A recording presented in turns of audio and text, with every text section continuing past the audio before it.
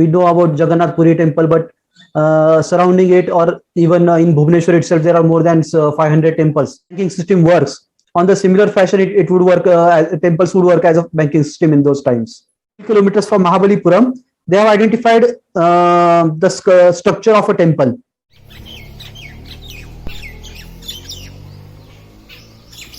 So, hey, namaste Dinesh, what's up? How are you doing?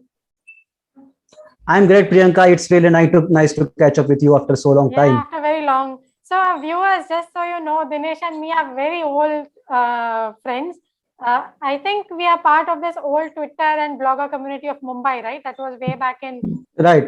what, 2000? 2008 something. Okay. 7-8. 2007-8. So it was one of the first bunch of people on Twitter, and we were also blogging and stuff. So that's where we connected, and yeah. So since then, I think Dinesh went to Latur, and we kind of lost touch. Yeah. And I've also been all over. I'm not even that active on Twitter anymore. We don't go for stuff anymore. And but we've obviously followed each other on social media. And Dinesh recently started a channel called India Temples.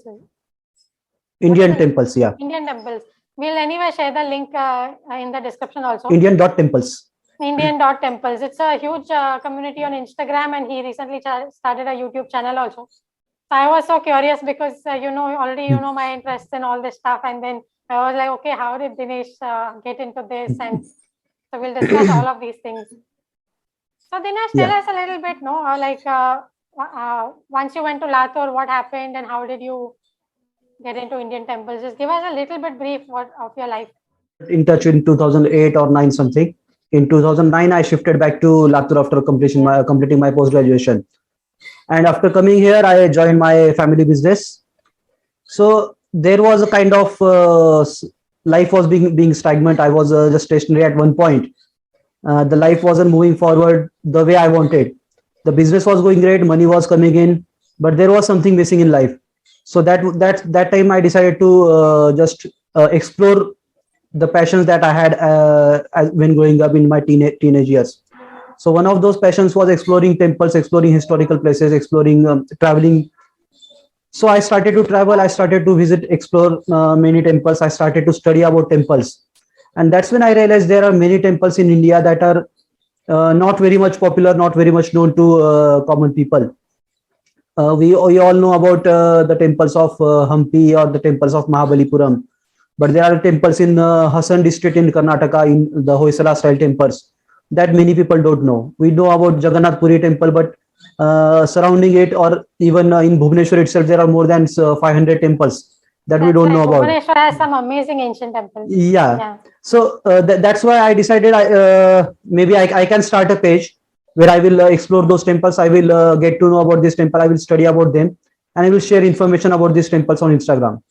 Then I started to look out for other pages on similar themes, and then I realized many of those existing pages, they were more focused on promoting Sanatan Dharma rather than promoting temples. They wanted to show how great our temples were rather than how exactly they are right now. What is current position? What are the architectural features of these temples? So there was no page dedicated to this part of the temples.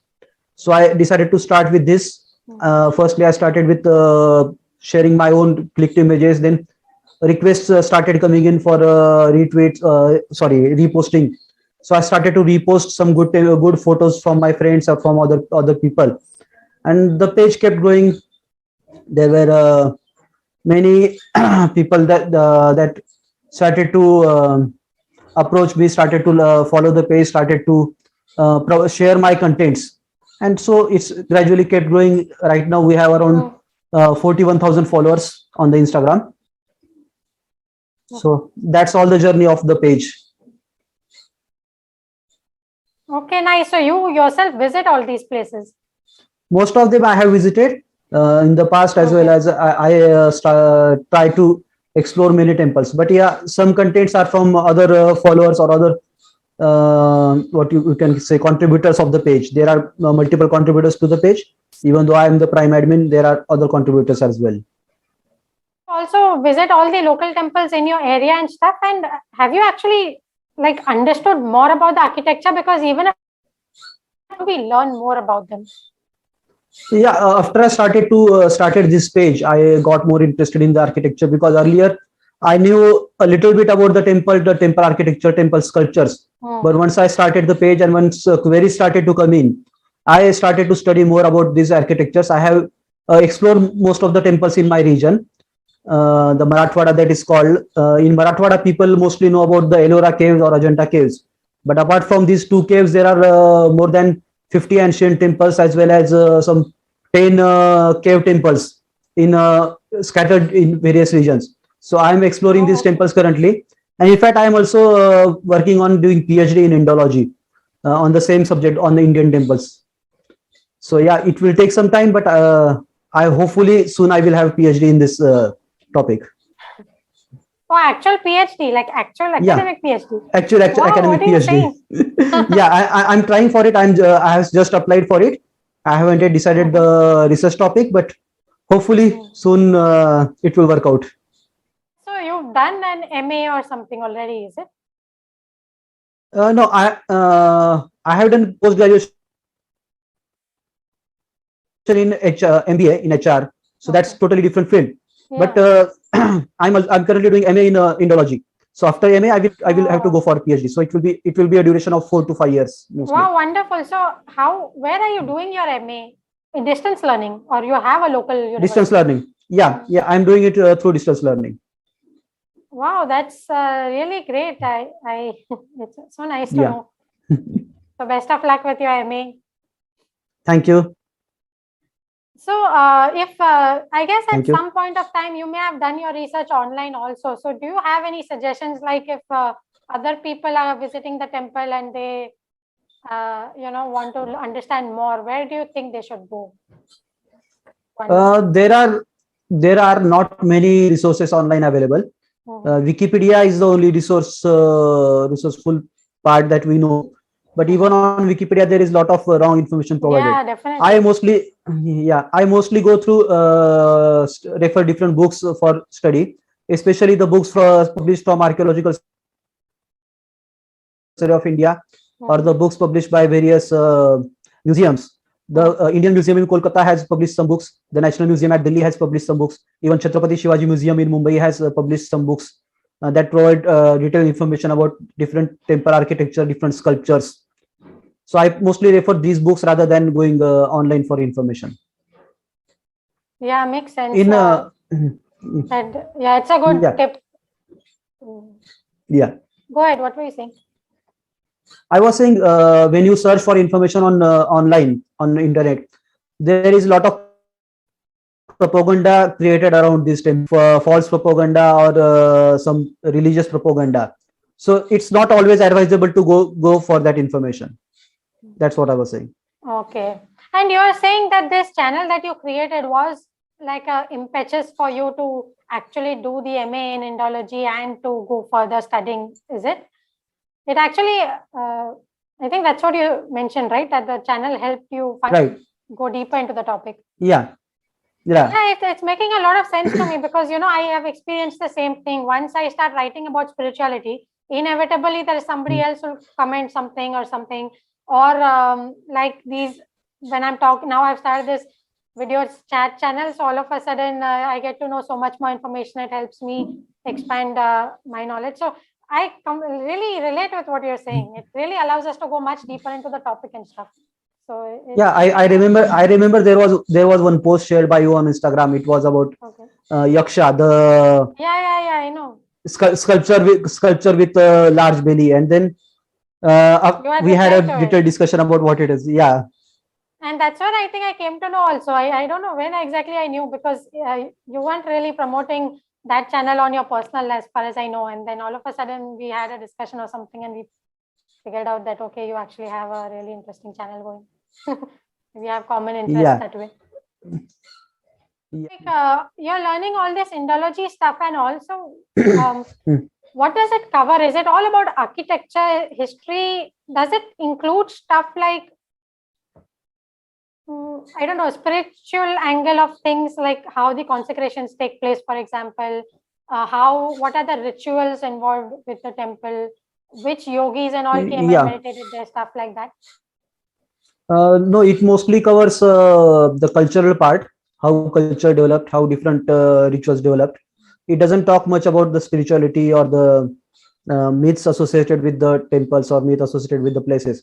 It Mhm. mostly covers based on evidences, based on what you say, based on different literature that is available, based on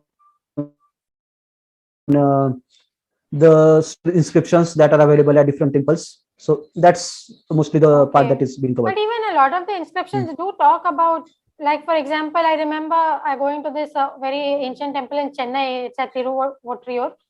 And they Okay. had an inscription saying this is consecrated by Adi Shankaracharya, for example. Or, for Yeah. example, a lot of temples have this inscription which says there's a Jeev Samadhi here, which means that that yogi went underground and it got covered and something like that, you know. So those Right. are also Right. inscriptions and all only. So does it include that stuff? Yeah, it includes that stuff. In fact, most of the inscriptions all over India are about the donations given by different kings for that temple. So Yeah. that is the most primary part of most of the inscriptions. And apart from that, many inscriptions talk about some wars that happen around that temple, or some great, what you can say yogi or some great saint that lived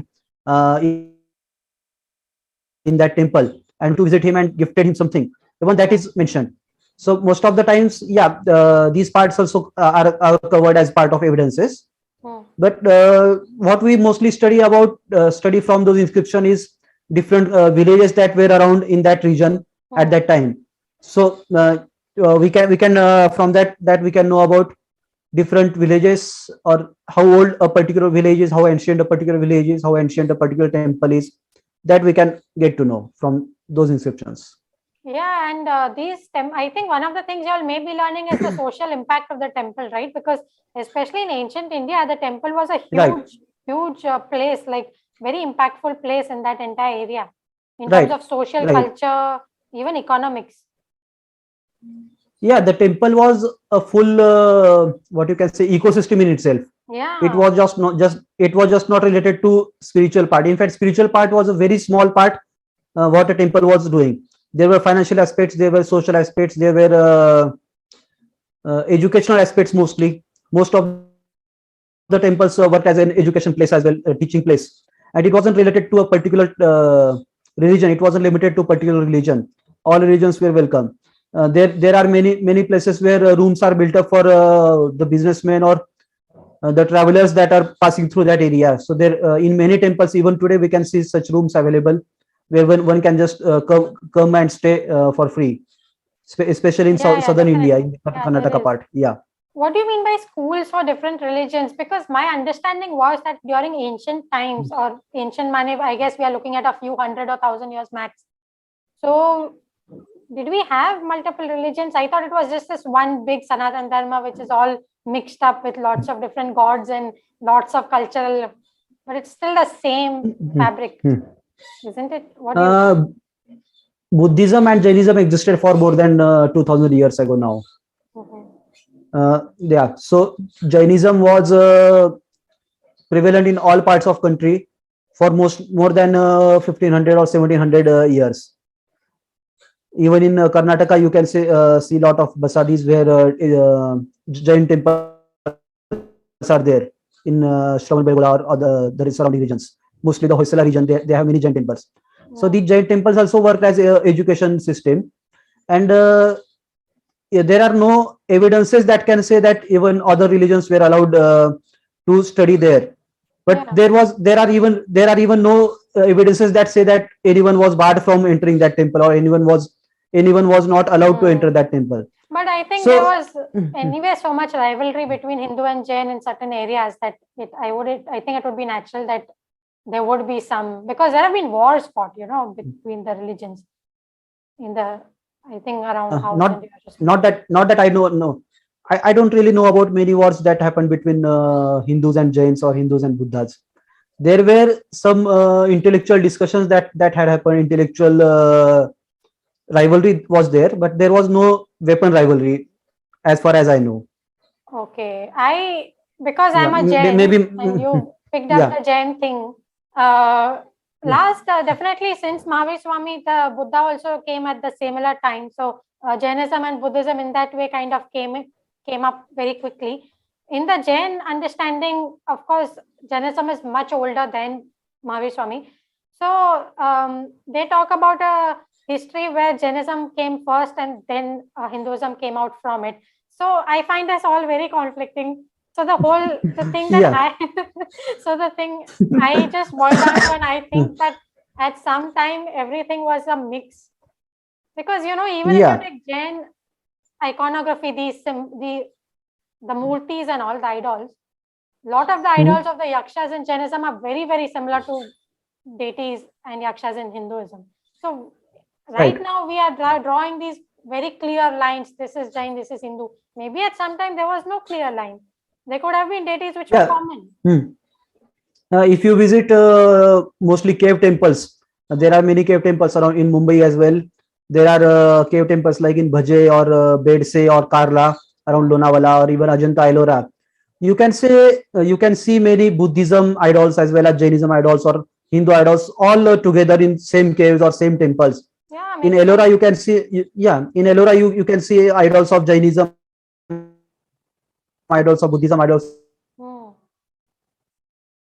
with each other, that we can say.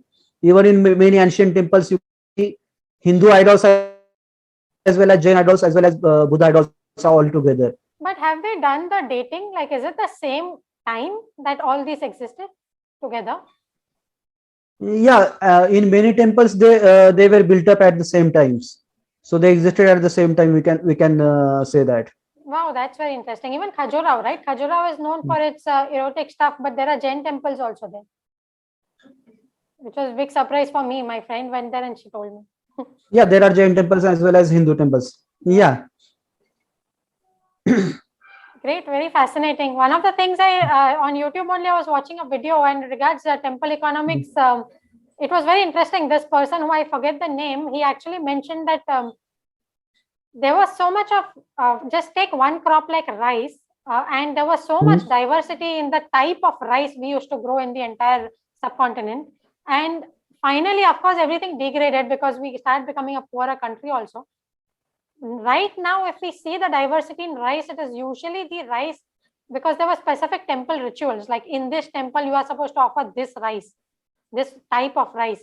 So Yeah. those rice varieties Yeah. are the ones that have still existed, because for that temple, they're still doing that agriculture for that rice. Otherwise, so many of them have all died out. Yeah. It has so much impact.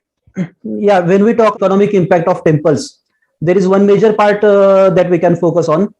You know about step wells. There are Yeah. multiple step wells. You are from Adlaj, so you obviously know Yeah. about step wells. So in most parts of South India or in Maharashtra or Goa, in Telangana as well, there are step wells built up by different temples. So those temple used to build step wells that would provide water to agriculture as well as water to local villagers. And though this water was available to every religion, every single person in that village. So that was one economic impact. Many temples used to give finances for agriculture activity. They used to give loan money to farmers for their agriculture activity, and the farmers would later repay it in form of the grains that they will produce. So people used to offer money to temples. The temple would distribute this money in form of loans, and then they will get it back through form of grains or different merchandises. And those merchandises will again be offered to poor people through food or through gifting that way. So that was just how today banking system works. On the similar fashion, it would work. Temples would work as a banking system in those times, and there are many. There are many evidences that can prove this point. There are many stone inscriptions. In fact, there are some temples in around Puttur, around Tirupati, that used to work as hospitals as well. So do you feel that they built a temple and then the temple offered all this, or they wanted a hospital, so they basically said we need a hospital and the hospital has to have a temple? Thus, it happened the other way around. What do you think? It can be either way. Yeah, that's what I think, because maybe there was temple already existing and the temple then the region. Because I went to these step wells, no, as you mentioned, step wells, they are all around me. Because I'm staying in Adalaj, just for the viewers, I'm mentioning Adalaj has this step well called Rani Ki Vav, is very nearby. Then there are two more ones which are very unknown. There is Ambapur Vav and one more Vav. And then Modera Sun Temple, which is also just like a couple of hours from here. That has a very beautiful step well called Surya Kund. So when I was looking at these, each of them have a temple associated. And I was wondering which came first.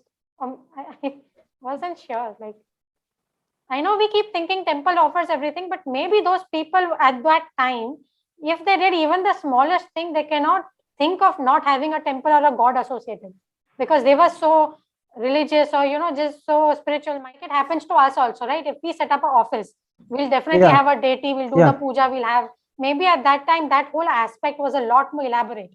Not only will you have an office, you'll have a proper nice mini temple with a pujari coming in, doing all the rituals. So maybe that was the case more than temple offering. It was more that anything that happens has to have a temple with it. What do you think? I think when we talk about step wells, there was an important aspect of maintenance of step well. So they would usually set up a temple alongside the step well, so that people will find an auspicious value. They will associate the step well as well as a temple with some spiritual or auspicious value, and that will help in maintaining the step well, maintenance of the step well. So similar aspects were for there were for temples as well as for studies, for educational institutes, for hospitals. They usually associate everything with a temple, so that there would be a spiritual value associated with that particular educational institute or particular hospital. That could be the case. We can't really say for sure. There can be different so it point of view. It could be multiple things. One is the whole sattvic and spiritual aspect. Other is it brings footfall, right? Like you have a business, but people will come for the temple. That may have so many synergies. I find Indian culture too amazing. Yeah, they have these amazing things, and it's just the more deeper you go, the more you find out, and you just feel such a different thinking. So, even in today's times, even if in today's times, if we say see temple at Shirdi, there is heavy footfall for the temple of Sai Baba. But the money that is offered to the temple goes for hospital, goes for educational institutes, go for research institutes, goes for cancer research, goes for free angiography and angioplasty. So there are multiple social work that they are performing. But when you associate it with the temple, there is a cash flow coming in. There are a lot of for those activities. So there are a lot of dynamics. Similarly for Amritsar temple or similarly for Tirupati temple. So go ahead. Tell us how, like, once you started doing this Indology course, you may have learned so many things which were completely fascinating to you. Tell us a few of them. What were more really astonished you? Actually, I haven't yet started the course. It is due to start in June or July, most probably. I have just taken admission right now. But I have started studying from various books. For last 2 years, I am studying from various books, as well as from YouTube interviews, from learning from experts. So if we talk about what I have learned new in these 2 years, there are many sculptures of dancers in many temples. I usually used to ignore those sculptures because I did not know much about them. I would only focus on the sculptures of deities. But a few months ago, I had an interview with Dr. Himabindu Kanoj. She is from Hyderabad, and she is a Kuchipudi dancer as well as an expert in dance sculptures. She has done a PhD in dance sculptures, study of dance sculptures. So when I was learning from her, I got to know about was a very indigenous part of those temples or the sculptures, and from that I got to know about how even deities are associated with different dance forms, and how dance form was a very important part of even building a temple or the rituals that happened at temple. And after that, I started to focus more, learn more about those dance sculptures, and I learned a lot about how those sculptures evolved, how different apsaras were carved on those sculptures, how different gods were carved on sculptures, how what are different parts of Nataraja, how Nataraja is sculptured. what are the different how Nritya Ganpati or even Brahma is shown dancing at some temples. So how that how all that evolved. So that's all I got to know after that interview. Wow. So yeah. So yeah, if you So in have last a two, link for it, I will put it in the description for that interview. Sure, I will share the link to you on WhatsApp. Yeah, great. So yes, at some point in time, these temples are degraded into some really problematic practices, like devdasi is one example. Because you also talk about dance. Definitely, there is one aspect to dance where dance is considered divine, in where gods are also shown dancing. But then there were the negative aspects where dancers became sort of like slaves. And of course, a lot of other problems like the whole untouchability thing came in, and so many things. So, where do you feel India is with that? I mean, obviously, the degradation happened. Yeah, it happened. So, where do you feel we are at it? Obviously, I think by law, most of this has been banned.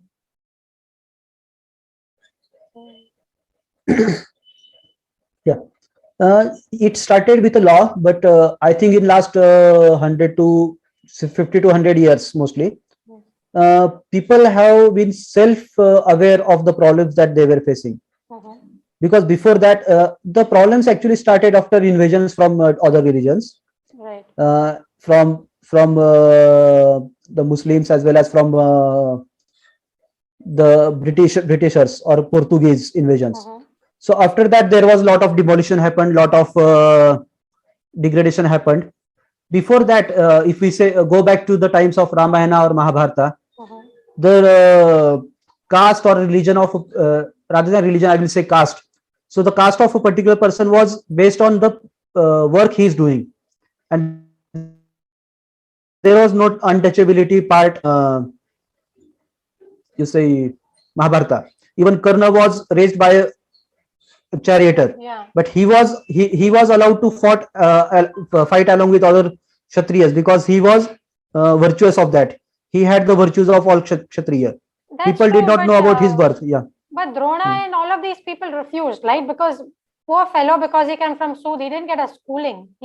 Drona wouldn't take him. That guy didn't take him. Whoever it was, Parshuram, I think so. So then, what about that? So in some way, it still existed. They were doing groupism of some kind. Yeah. It existed because see, it was more of a favoritism part.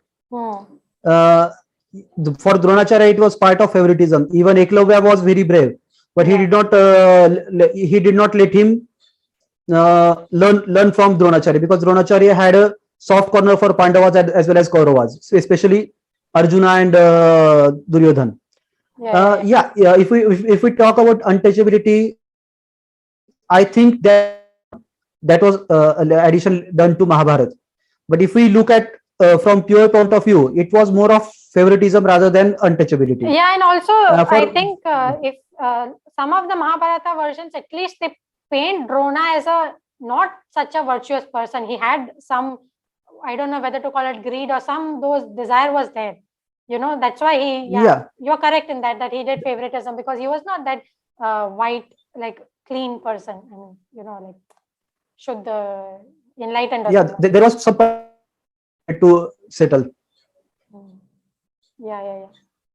Okay, makes sense. You are saying something. Untouchability and these aspects were, I think, later addition, mostly after 14th century, the 12th century rather, mostly after 12th century. Yeah, it's possible. So in 11th and 12th century, there were some this untouchability part that was evolved. And after 13th century, there were many in different parts of country. In Tamil Nadu, there was Tiruvellavur, or in Karnataka, there was Basavaraj. In Maharashtra, there were Tukaram or Naneshwar. In northern part, there was Tulsidas or Rohdas. So, or Narsi Mehta in Gujarat. So, all these saints, they started to fight against these rituals, untouchability rituals. So, it took time. It took a few centuries for it to vanish. But I think in today's times, we don't really see untouchability part in most of the temples or most of monuments. Okay, because you have visited a lot of non-popular temples also, so you've not seen it much, is it? I think one thing that still to some extent exists is the fact that in the Garbhagriha, they don't put a board or anything, but I think it's like an unspeakable, I wouldn't say rule, but maybe it is the fact that the people who come from lower caste, they have it in their mind so much that they wouldn't enter certain places, even if there is no such rule now. Because I met such one lady like that in 80% of time visited. Yeah, go ahead. What? 80%? Yeah, sorry. No. You were saying something. Please Yeah, finish. I met a lady like that at Udupi, and I was just standing there, just seeing like a traveler I go, right? So I just visit here and there. She took me around and everything, and then I was like, oh, let's go there. And she was like, I can't go there. I'm like, I mean, she couldn't go there. I was like, why? She was like, that's for that caste. I'm like, there's no board or anything. How do you even know it is for that caste? So they had it so much in her mind. I would have just gone, because unless you put a board, unless you inform me, why would I stop myself from going anywhere? So I think in the mindset it may still be there. But you were saying something about it. Yeah, go ahead. Okay. Yeah, I was saying in 80% of the temples that I have visited, no one is allowed to enter Garbhagriha except for the pujaris that are performing the rituals. It is mostly to maintain purity of the Garbhagriha. They say that before entering Garbhagriha, you have to be completely pure. So you have to take bath, you have to be in a particular attire. Only after that you can enter Garbhagriha. So it mostly a psychological. Any place, any temple where a particular caste, of course, it is barred from with the law. It is not allowed to put up any board, so people don't put up the boards as well. But yeah, there are especially in small villages, there are people themselves avoid to enter the temple, so as to avoid social conflicts or avoid fights. It still exists at some temples, but there are no rules that bar from anyone. Like Jagannath temple at Puri, people, even travelers from other religions apart from Hindu, they are not allowed to enter the temple. But there is a great grand history behind that. The temple has, or the region has seen many wars, many attacks from foreign invaders, and the people there have lost their lives protecting the temple. More than a lakh people have died so far protecting the Jagannath temple at Puri. So they make sure that in memory of those people who have lost their lives, or as a gratitude towards them, they don't allow anyone else to enter the temple. Only Hindus are allowed to enter that temple. So there are some temples that have certain religion are allowed and other religions are not allowed. But it's not for the caste. There are no temples that allow only particular caste to enter. Yeah, I was just saying that as travelers start moving to offbeat places and all, one of the impacts they will have is on this also.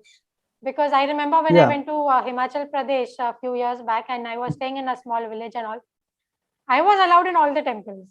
And nobody knows who my caste or what religion it is. Like, I don't say it because that's not what we do. If we come from cities, even if someone asks the name, we just say first name. We don't even bother. I don't even remember. And anyway, I'm a Jain, so I don't even fall in the whole caste thing. Like, Jains don't have caste. We are all one. No. Okay. So they all allowed me everywhere actually. Even I went into a very random village where no tourist will ever go. They have a nice temple, very traditional. They allowed me inside, and even the pujari left me there. Because I usually go in a temple and I sit for some time and meditate or just, observe the place. So he just said, "Acha, aap baitho, jitna baithna hai." Then he left. So, that much trust was there. And he had opened the door, deity was just there. So I feel we make a big difference, and that way, maybe they don't allow, that conflict is still there to some extent, but when foreigners and people like me, outsiders are just going, it will start corroding, it will start chipping away. So I think that's... right. Yeah. Right, and especially in today's age of social media or technology, yeah, definitely, exactly. The world has come very close. Yeah. So people minds are also expanding along with the expanding world. When through media and through lot of narratives, it is being shown as something very bad, definitely it will trickle into their minds eventually. It may take maybe a generation, because the older folks will hold on tight and the next generation will be a little bit loose and stuff. But it will trickle in. So yeah, okay, I'm glad you're giving me, it's a very nice and hopeful conversation. I was just worried you might give me a very grim scenario and then I would be like, oh my God, I thought it was good, and now Dinesh's view is completely different. No. In fact, I'm also enjoying this talking to you on these topics. Yeah. So, apart from all the architecture and history and economics and stuff, in terms of how someone should behave within the temple premise, not considering now the hospitals and all, just talking about when you're visiting the deity, what have you found out through your research? Like, what is the traditional things? I think every region has different traditions. Every region, every temple, in fact, has a different traditions. So there is not one grand rule that will apply to all. But if we talk on a broader level, I think one has to behave appropriate. That what we can say. There is a respect associated with every temple, every deity. So we have to maintain that respect. That is the only basic expectation from every visitor. I have many visitors who are in temple just to create reels. They perform some random dances just to create reels.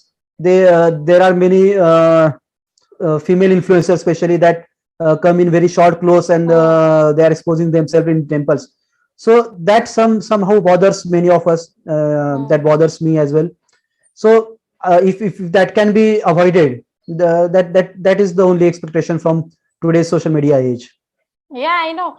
And especially in India, they want to do this more and more because somehow they have just portrayed media India as some place where there's just everything is too wrong and backward and all that stuff. The surprising thing was I visited one of the most popular Buddhist temple in Thailand, in Chiang Mai. Chiang Mai is one of the biggest tourist spot, and I visited the most popular temple there. Every tourist is there clicking photos and stuff. They have one main shrine where anyone is allowed to go. They have another shrine on side, and there is a very clear board which says that women are not allowed to enter this temple because they menstruate and that makes them impure. Such a board in English language, they have it right outside that temple. Yeah. No travel influencer, no traveler. I have not seen any big headlines talking about how backward this was. Even in Indian temple, I have never read such a sign which says that no woman can allow because you get menstruation and you are impure because of that. In this language, nobody has ever in Indian temple spoken. There are certain temples that have boards that say you cannot enter during menstruation period. Yeah, that's but all. apart from that, impure and stuff. Impure or anything that is not anywhere. Yeah, I know. In India, though, we even have some temples where Devi is such a big form, no? So some of the Devi temples, they will only allow women inside. Yeah. Even such temples are there. So we balance everything out. Yeah. In fact, if we go back in time, the ancient India was not so much conservative about the concept of menstruation. Yeah. Because there are some temples. There is one particular temple that I would like to mention, Kamakhya Devi temple in. I was thinking of the same one. It actually celebrates menstruation. Or if you go nearby Pattadakal. Pattadakal is a UNESCO World Heritage Site in Bagalkot. Caves close by to Pattadakal, around 7 to 8 kilometers deep inside the forest. So there are some idols of goddess menstruating, and women go there to celebrate menstruation. They see menstruation as a very important part of life, very auspicious part of life rather, because that is one clear indication that the woman is fertile, and fertility is a very important part of regeneration of life. So the Adivasis around that region, they actually celebrate menstruation. So when in my tradition, go ahead, you finish. I'm very interested to know what. In many traditions, there are special celebrations when a girl touches the age of menstruation. When she first menstruates for first time, around at the age of 13 or 14, that is celebrated as a special event. She is worshipped. The woman around in her family or in her extended family, they gather around her, and they celebrate. They teach her everything. They tell her everything, and they actually celebrate that as a celebration. Yeah, exactly. So we have a lot of this thing. One more interesting thing is Sadhguru has mentioned there is one very I don't want to say the name unless to create controversy, but in Himalayas, there is one really popular temple, Shiva temple. And Yeah. what Sadhguru was saying is that when he had visited outside that temple, there is a place where they do, now it's created a yagna place, they do yagnas and stuff. But earlier, Okay. all these tantric activities and all were much higher earlier, right? So he was saying this was a place Right. where they had all of these arcane deities and all, where women's menstrual blood was taken and used in rituals and stuff like that. So that culture was so different, where the temple is that normal social, very powerful Shiva temple, but here you had all these arcane rituals taking place, and it included menstrual blood also. Now all of that is obviously stopped because it's also laws have been put in place, and anyway now the relevance for it is very less. But then the same temple will put a board saying no menstruating women allowed. But then the history of it is so different because it was just so much more dynamic actually. So it's very nice to listen to Yeah. Sadhguru also. He tells us all these stories and stuff. It's good. Okay. In fact, So I'm also a big fan of Sadhguru. I like to I often listen to his videos on YouTube. I see his pravachans on YouTube, and I'm also growing a fan of him. yeah, my whole, at least I think you may know, because when I met you in 2007-8, that time I was just back from the Isha Ashram. I had spent a year there. Yeah. So my whole foundation built over there only, because before I met Sadhguru and went to Isha and all, I was like this very almost tending towards atheism, not believing any of this religious focus, very urban, talking India is so backward. What is this?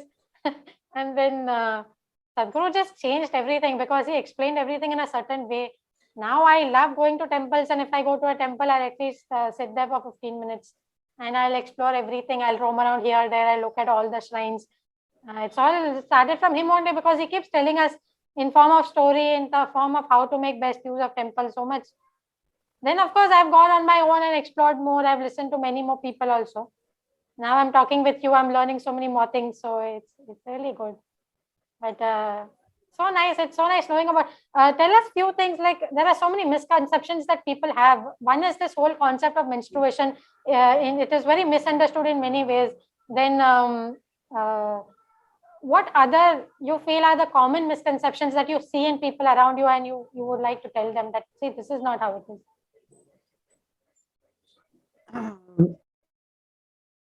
Uh, Talking about misconceptions, there are many taboos associated with many different things in today's society, especially after British came in. There were taboos created around many different things. So one of them was menstruation. Another is how sex is being taught to our children. There is a lot of taboo when we talk about these topics openly.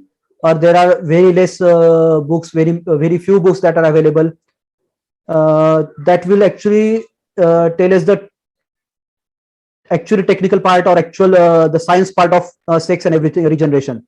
So in earlier times, if we see at the temples at Khajuraho, the temples in Bhubaneswar, the temples in different parts of Odisha, so they openly show these activities in their sculptures. But today we have a lot of misconception about how it is to be taught. So we can learn from our ancient temples, and we can go ahead and change this policy. That's one thing I feel. Yeah, it makes a lot of sense, especially if you this whole thing about Shivalinga and all of these stories associated with it. Like, of course, Sadhguru gives a different explanation that it is the ellipsoid shape is very easy to consecrate. That's why all of the lingas are in that form. But of course, the Hindu stories of Shiva, it has so much to do with lust, and that one thing where he's just roaming around as a Bhikshayatana or someone in that form.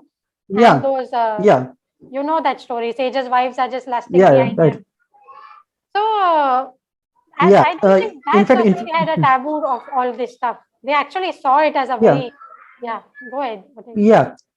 In fact, many stories in our epics, like even in Mahabharata, we can see many stories that do not have any taboo about any single thing.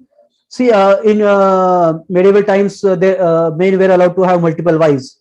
But if we go back to times in Mahabharata, Draupadi had 5 husbands, and there is no taboo associated with, or nobody, nowhere in the book she has been called out for the same. I think was largely misconcepted was LGBT concepts. A Yeah. few months ago, I had interviewed Harish Iyer.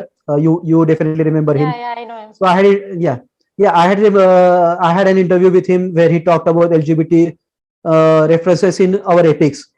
So there are many references to different LGBT concepts in Mahabharata as well as Vedas or Puranas. There are many different stories associated with those things. But after British invaders came in, and they had a different concept talking about this concept, LGBT. Yeah. So that was the time when thing changed. So maybe we can again go refer our Puranas, refer our earlier literature, and understand in more pure form how these things work and how they are just as normal as everything else. Yeah. Yeah, Yeah. definitely. So I that is think, one. yeah, accepting reality is one of the core aspects of our culture and our, Yeah. religion also. So if there is a reality, you can't just keep shunning it and saying it's wrong or something. We are supposed to see it for what it is, first of all. Makes sense. Yeah, this is, yeah, it's really good to understand, discuss all this stuff. It's so interesting. So coming to just temples, what are your few favorite temples? Like if you wanted to pick 3-4 names which you want to tell people, okay, try and make it a point to see these temples, which one would you say? Rather than temples, I will go by the region. First one will be the Hoysala region. The Hoysalas were the rulers of southern part of Karnataka around Hassan or Belur or Chikmagaluru, Yeah. these districts. So there are multiple great temples, Channakeshava temple or Hoysaleshwara temple. Yes. So that region is one of my most favorite one. Another will be the region around say Badami, Aihole, Pattadakal, the northern part of Yeah. Karnataka. It's I near have some Hampi, but nostalgic. hardly anyone knows about it, no? Yeah. Many people don't know about this region. That was the Chalukya. There were many Chalukya temples in that region. And the third one would be I would say around Bhubaneswar, the Odisha Yeah. part. So that the Kalinga architecture is entirely different kind of architecture of temples, and that's a great virtue to explore. Yeah. In fact, there are many thousands of temples that I can recommend just on one go. But yeah, these are the three prime. If I would have to say. It's nice you are even talking about the dynasty associated with the temple. I actually, I probably learned about these Chalukyas and all in history, which I don't remember anything. When I visited the Belur temple first time, I'm like, oh, Yeah. okay, now I understand this dynasty made a temple like this. Now I really get it. So, Yeah. Our education system earlier was more focused on the later part of history. So maybe after Mughals came in and the independence struggle or the Mughal part, that was what we were more taught in our schools. The Chalukya or Gupta dynasty or the temples built by Mauryan or the temples built by say Gurjar Pratihar, that is in Gujarat or Rajasthan region. So we were not taught about this in a lot of details. It's only after you start exploring you will learn about these things. yeah, definitely. So, almost one of the last questions is about the temple restoration and stuff. How far are we in it? How bad is the condition with regards to that? Because I think that's a little worrisome situation. I don't know if you have Yeah, again. 5 years ago or 10 years ago, I used to think that nothing is happening in this country. That was my common opinion, general opinion. There is one small incident, very small incident actually, I would like to share here. There is a Chalukyan temple in a village called Dharmapuri. It's in a big district of Maharashtra, very close to my place Latur. So in Dharmapuri, there is a Kedareshwar temple named Kedareshwar, which was in a very poor state. There were many idols of Narsimha or Vamana that were just fallen on the ground. They were just scattered here and there in agricultural lands. So I visited there. I used to travel in that area very often. So once I visited that temple, I saw the condition of the temple. I clicked few photos, but I did not do much after clicking the photos. But there was one friend who suggested me to just send these photos to Archaeological Survey of India. and see if something can happen. So I wasn't very sure that I was 100% sure that nothing is going to happen. But but still I took a chance. I sent these photos to government of Maharashtra as well as to Archaeological Survey of India. And within 6 to 7 months, I read in newspaper that government has allotted 50 lakh rupees of funds for restoration of that temple. So after that, around the restoration happened for 3 years. There was a lot of even I visited the temple during the restoration activity. I observed the activity very closely because I thought what I was not sure what they are going to do in restoration. I thought they will just build up a few pillars in cement concrete and they will just attach to the temple to make it just sturdy. That's what I felt. But when I visited there, I saw they had brought a lot of stones that are very similar to the actual stone that was used in temples around 700, 800 years ago. They actually made effort to bring the same kind of stone. They actually made same kind of pillars that are existing there. So when they built pillars later on, they used to same kind of pillars, same kind of stone, same kind of architecture. They were so close to the original temple. After the restoration, I again visited the temple. I cannot even identify that this stone or this pillar is from 800 years ago and this pillar is from today's times. You cannot justify these pillars. So Archaeological Survey of India is doing great work in the restoration of these temples. They are doing great efforts. They are taking great efforts. The only thing that is lacking is gathering information. That is what I feel. People like me, the travelers like me that visit these temples, they are not taking enough efforts to gather information about this inscriptions scattered there or the statues scattered there. They are not gathering information. They are not conveying the information to the right person, to the right department. That's where we are lacking, in my opinion. There is another incident. There is a small village called Ghatnandur. It's nearby Dharmapuri that I earlier mentioned. I visited a temple there. It's mostly renovated temple. It's actually a 800-year-old temple, but it was renovated sometimes in last 100 years. So when I visited a small stepwell close to the sanctum of that temple, I saw a stone on the steps. I saw a stone that had some Kannada inscriptions on them. There were some stone inscriptions in Kannada language. So I consulted the temple authorities. I consulted the local administrative authorities as well.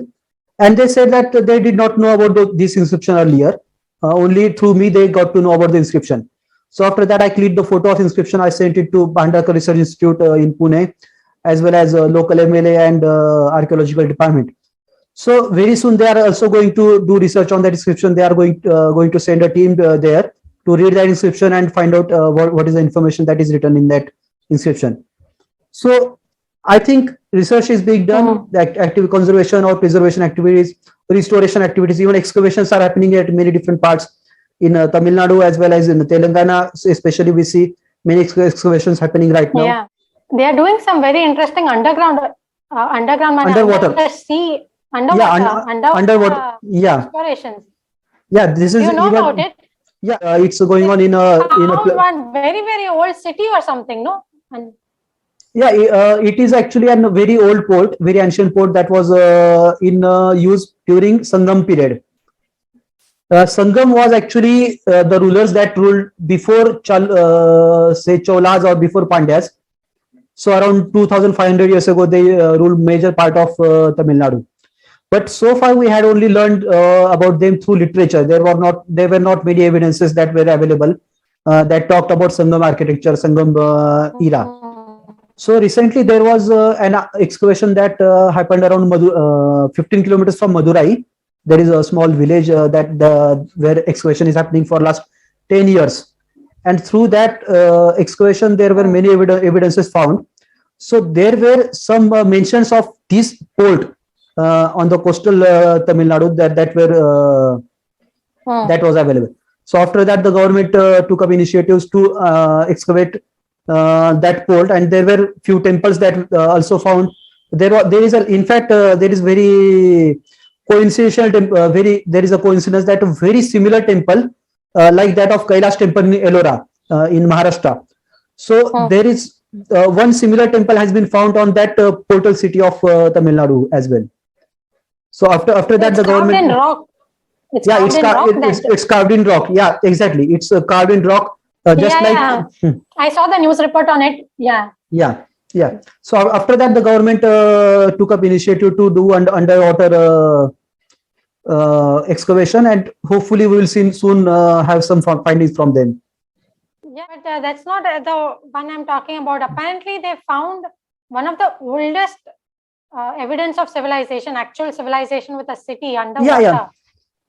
And it's we both are talking about the same town. Oh, is it? It's the same one, is it? But this is Yeah, not 2,500. it is the same one. This is majorly old. This is 14,000, 17,000 years old. I'm talking about. It's huge. It's very, very huge. No, we don't have how old that was. Okay. Yeah. No, nothing has been found yet.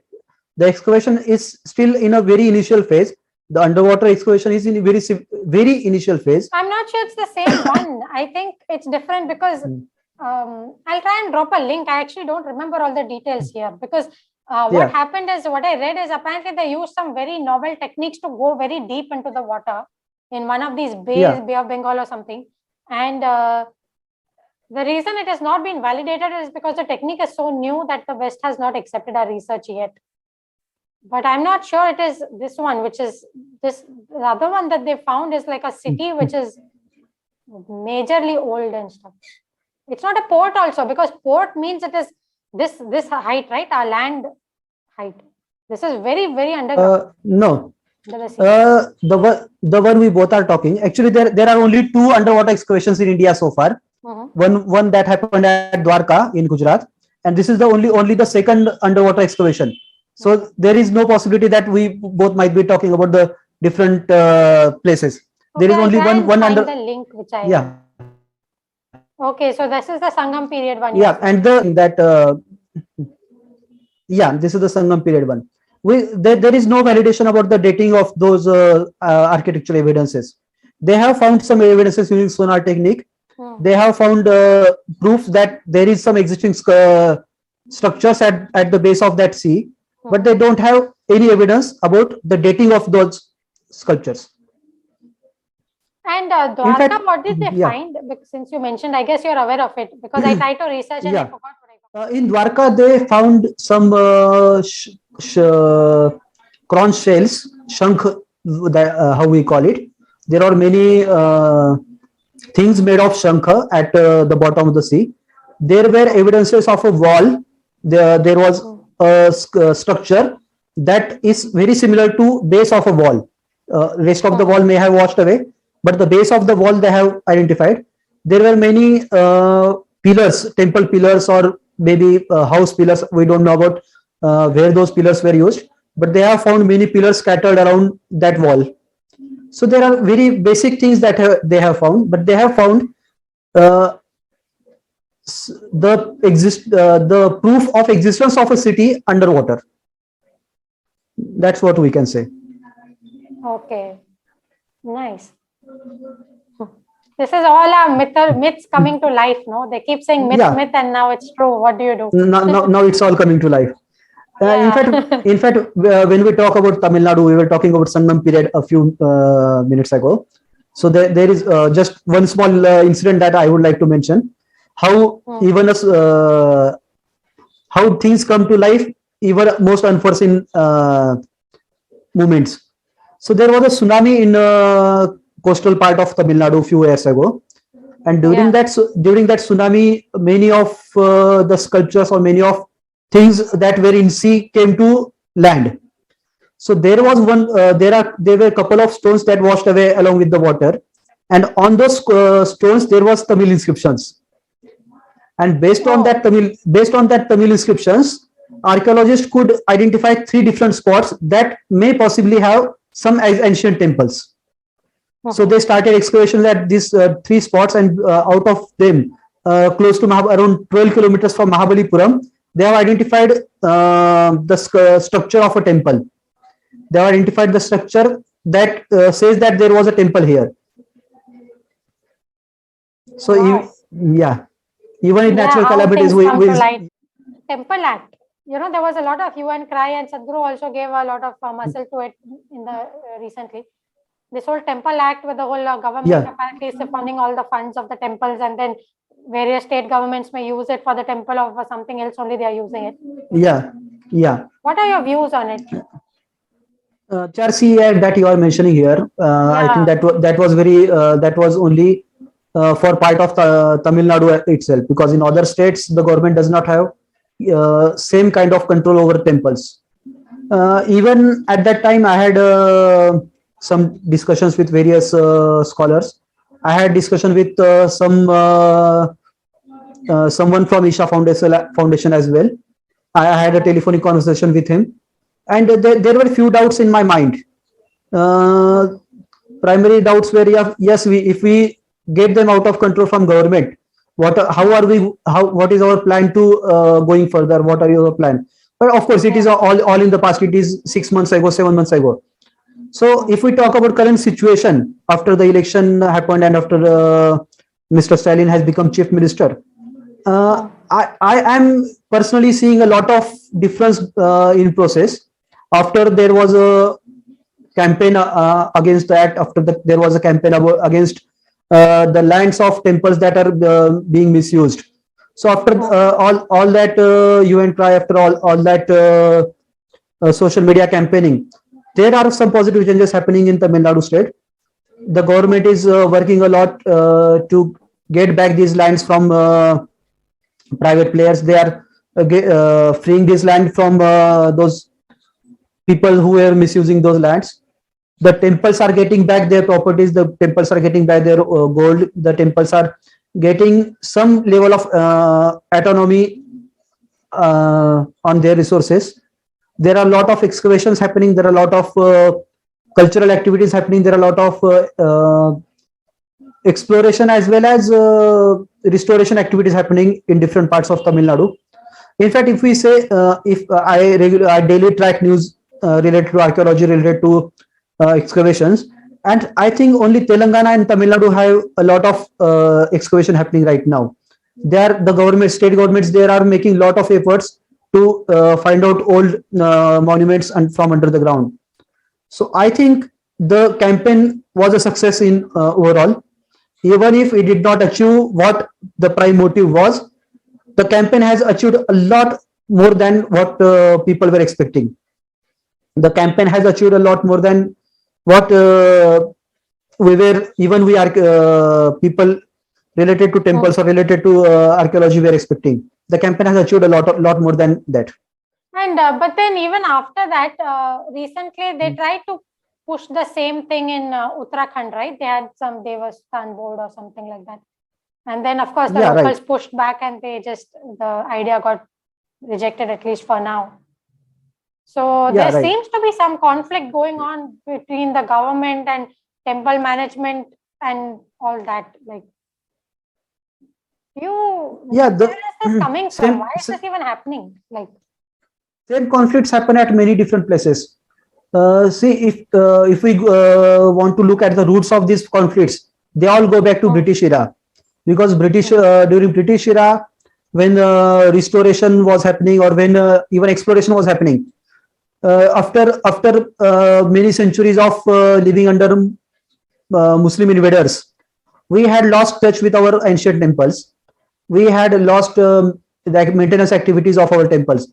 So in early 19th century, so 1810 or 1820, in that period, when British archaeologists started to discover these temples, when they started to travel all over the country and find out these temples, they saw that many temples were in very, very bad state. And then they pushed an idea that British government should do something about these temples. Then the British government started to appoint different bodies, different boards, mostly under the district collectors. Mostly district collectors were in charge of these boards. And the district collector started to look after these temples. So when the restoration started happening, when the temple started to get back to its old glory, people slowly started to visit these temples again. People started to do some rituals, do some cultural activities there. And then the temple started to gain shape again. So the roots go back to these times when the temples were in very bad state, and when Britishers took step forward to restore these temples. So since then, we followed the same procedures that Britishers were following. After independence, we carried on with many procedures that in the same way. So the way Britishers were used to appoint collector as the main person to look after these temples. Even today, there are many temples that are being looked after by the district collectors. So the law have roots in back those times. And con, basically. The pro is that if the government does its job, then a lot of the temples are taken care of. But the con is that because the government is actually, that particular district collector may not really care.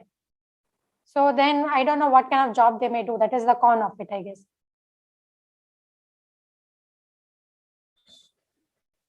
Yeah, there are pros and cons to everything.